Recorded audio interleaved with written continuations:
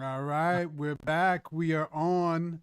Happy Thursday. We made it. So it's Thursday for everybody else, but I guess our Friday. We do this on the Monday through Thursday, but this is we'll be off tomorrow. But we're back, Digital Marketing Network, talking about all things automation and AI in reference to digital marketing. You got Big Black Jennifer J on the line. How's it going? How you doing? It's going good. It's going good. Getting things done. It's good to get Yeah, things done and organized. it is. So speaking of organization, well, I don't know. Speaking of technology, um, wanted to talk about personalization in digital marketing, and how different folks are using AI and automation. Uh, we use Go High Level, but there's a couple of other tools out there that are using AI and automation in interesting ways, specifically to personalize messages. And I think personalization is one of those words where not everybody totally gets it. They think they hear the word, but it's hard to understand how in practice it's put. But it's really having a message and really catering that message or adjusting that message or personalizing that message so it's specific to that customer who's going to get that email. So it's like, whenever you get the email and it doesn't say, it doesn't say, hey, it says, hey, Jen. And so, you kind of prompt that it's specific to you. Have you been using personalization at all in your marketing for your clients? I do. I do. I use just like will you introduce me to Apollo? So um I did use like their randomization in Apollo. That Mm-hmm. random tag where you can just it'll choose, something personal about the person and send them an email. That usually gets people more interested. And let's just face it. I understand that people will say like it's so impersonal, but we're supposed to market and we're supposed to reach out to the people who are interested in our business and who we can solve their problem. But you can't do that manually and keep it consistent with all the other things that you have to do, right? And so using softwares to be able to add that touch and automate it for you is good. Now, I'm not saying send 10,000 emails out a day.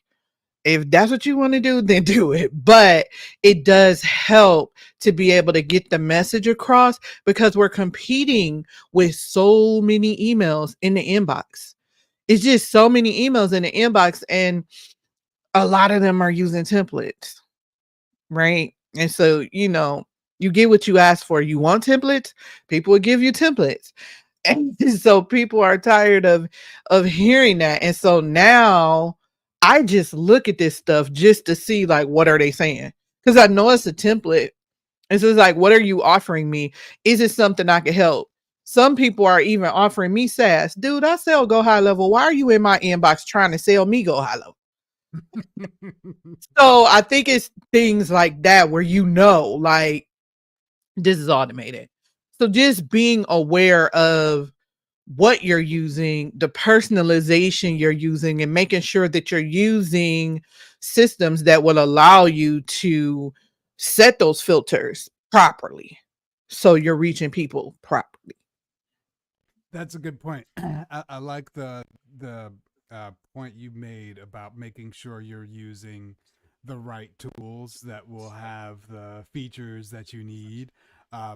You mentioned Apollo, um, which is an interesting tool in terms of how they've integrated AI and automation. And you mentioned the technology where you can set the emails to go to your specific audience, and it uses AI to actually look at that person's LinkedIn or look at that person's social profile and adjust the messaging to something that they've learned about the person in their profile. And it goes Mhm. back to this. There's this old practice in email marketing, and it's called "Prove You Know Me," and it's what it means is to the client or the marketer, prove to them that you know them. Like, put in whether it is like, oh, really hope you enjoyed that Red Sox game or whatever it is that is personal to that person that's going to say, oh, this person, it's not a template. It's really a custom message to me. And Mhm. it's really for me from that person or from that brand. So I Mhm. think the point of number one, getting away from the templates and Yeah. really Mhm. doing something original is great. Mhm. And then also just making sure that personal touch is there is really key in the success or failure of your marketing. Mhm. Yeah, for sure, because you can use ChatGPT. It's so many different versions of it, right? It's so many different versions of AI.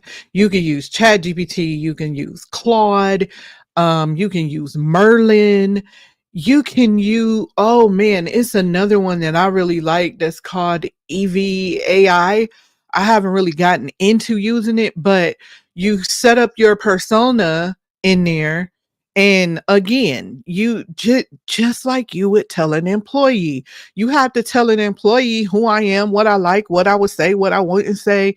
Um, and you do the same thing for AI. And then you have it spit out what you want to say instead of using a template. Or you can take that template and say, hey, use this template, but use the parameters that I set for you to use my persona or whatever. Like my AI, I tell it to use the Premier Business Systems framework, which is the framework that I use in the things that I say all the time. And so it's sassy. It'll even put boom in there. I say boom a lot. Boom. You know, but we definitely need to stop being afraid of these things and utilize them to our benefit. It makes your life easier. It's not like you're defrauding anyone. You're just making your job a little bit more easier.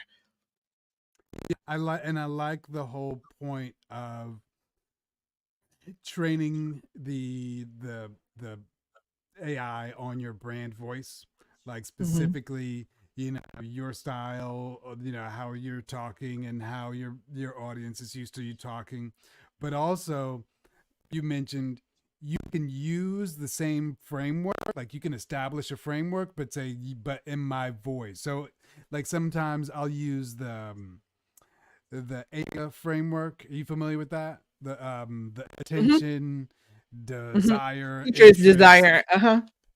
So Mhm. I'll say use that framework, but within this, use this tone, use this language, use this sort of style. But so that's interesting. You can use proven frameworks and map your voice on top of it. Yeah, you can. And you're really good at it. I can just keep saying that. You're really good at it in both avenues, to be able to just grab that attention so people, number one, pay attention, and then they understand like, oh, this really is the solution to my problem. This really is, but you have to get their attention because we're competing with so much noise in the market that we have to be able, even in the email inbox. I'm not saying email is not dead, it's just congested right now, like the Atlanta highways. But we just have to be able to grab that attention and understand what's going to make this person say, oh my goodness, let me open this email. Now you mentioned email. You do a lot of email because I even get some of your emails. What has been um, some of the more successful things, like style of subject lines? Do you like A/B test? What are some of the secrets to the success that you've experienced with emails? So for me, I just tell the truth. Um, I'm conversational, and I think my people that are on my list appreciate that. I have things that's firing off that shouldn't be firing off, but that's a me problem because I'm a tech geek and I do so much and then I forget what I did and I didn't turn it off. So that's one thing about automation. It's gonna go until you turn it off. But I'm really honest, with my email list, and I try to provide value because that's why people come to me. So really, really understanding your audience is the key. And I think we talked about conversational keywords yesterday. Conversational is definitely the word. Conversational messaging, conversational emails, making sure the emails are written in your voice. And if they're not, I tell them like, look, I had to use AI for this, okay, but it's what I wanted you to know. So just being honest with people because yeah, maybe a couple years ago I had time to sit up and write emails, but I don't have that time, but I do know what I want my audience to know. So just making sure that you frame it where they're getting value and you're also saying, "Hey, this is the solution to your problem," and just not being salesy. I see so many salesy emails that are just going out, going out, going out, or they only go out when it's a sale. So I try my best and my hardest not to do that because I actually do care what goes out in email. So I still have to lay my eyes on it. I'm working on that. I'm working on creating a framework so that I can just have these emails going out. So if you're listening and you're on my email list, you know why you don't hear from me as much because I actually do look at those things. So, um, I think I answered your question. Yeah, you did. You did. And one other thing, because I was curious. So, what framework do you use for emails most often? Oh, the Gen framework. I'm not even gonna lie. I don't use any of the frameworks like, the attention, interest, none of those. I don't. I just write what I want you to know what it's Got about. you. So if I'm talking about lead generation, I'm gonna give you the tips on lead generation and I'm gonna say, here's my lead generation playbook that'll help you. And I just go from there. So whatever I feel is the issue is what I write about and I just do it conversationally like I'm Got you. talking. Got you. And I feel that what they would call authenticity, like when the people talk about the authentic voice, like just being Mhm. transparent. I think that's one of the more successful routes to take is just to be frank and transparent with the audience. Yeah, So, for sure. Just be yourself and tell the truth. That's all I cool. do. So I got 5 tips for um, success in AI personalized marketing. Okay. So so one, starting with clean data. So a lot of times you'll see people, they import the data and it's all messed up, and then they can't really segment their list or do custom fields the right way because not everything's set up. People underestimate how much work it takes to keep the data clean and just make sure everything is segmented the right way. So starting off with clean data. Mhm. Then the second one is segmenting your audience. So starting out with those segment groups that are like, these are, let's say these are my Atlanta clients and these are New York clients, and there's different, like, say, information about events or things that are going on that might be different for one group versus another. And so segregating or segmenting your mailing list is a big deal so you can get the right message to the right audience. And then chatbots. I think people still don't really understand the full power of the chatbots, where you can use the chatbot as a first touch of contact, and it would segment the people into like the ones that need a demo meeting versus the ones who are ready to buy. You can use chat bots to do a lot of that segmentation.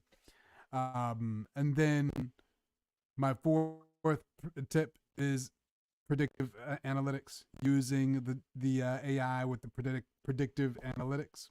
Mhm. And then my last one is just all channels, using all the channels. Like that's one of the things about what do you call it?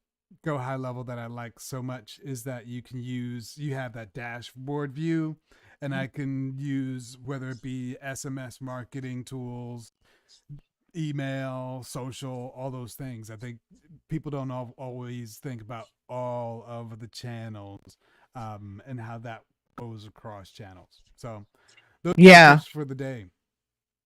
You know what else? One more thing that you said. This is just a wish. So I wish for the future that we're able to do the predictive AI and the randomness um within high level within the emails. So being able to just send that predictive marketing language to the person, just like they can do the predictive when is the best time for you to send it to, your audience. I want them to, they need to add that too, because they don't have that. But Yeah, so because well, the thing about it is, somebody can always build one of those plugins.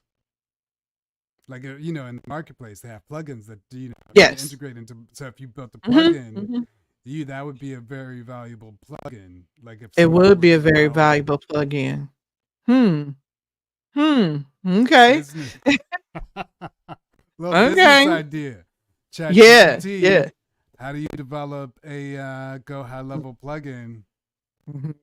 Give you the To do steps. those things, because that would take our marketing game to the next The level. next level.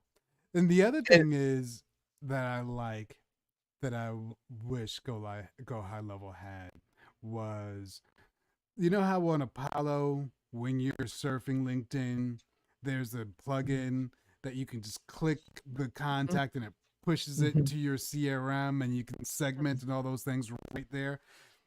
That's mhm. dope. Yeah, yeah. Even if they got an integration with Apollo, they don't have to do it, but can y'all talk to Apollo and get an integration with them so we can send it to the CRM? Because they have it, but they're connected with that other system, you know, Gotcha. the big H.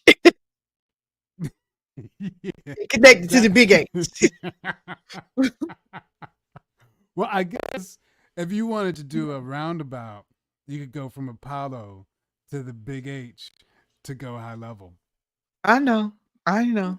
That would But be a little bit much, but listen, that's not typical though, Mickey. That's our tech minded selves. that's a But little that's not advanced. typical. Yes. But Well, we yeah. gonna get it done, but we want to make it easy for everybody else. All right. Well, that was a lot of stuff right there. In fact, I didn't even expect us to have that much. So anyway, I think that's about it for today. Be back on Monday. Any final words for the people? No, if you need to connect with me, if you need to learn how to market to bring traffic back to your business, go to systemsactivate.com. That page will have everything you need: lead generation, go high level system, all of that. Awesome. Awesome. Well, everybody have a good weekend. We'll see you Monday. Cheers.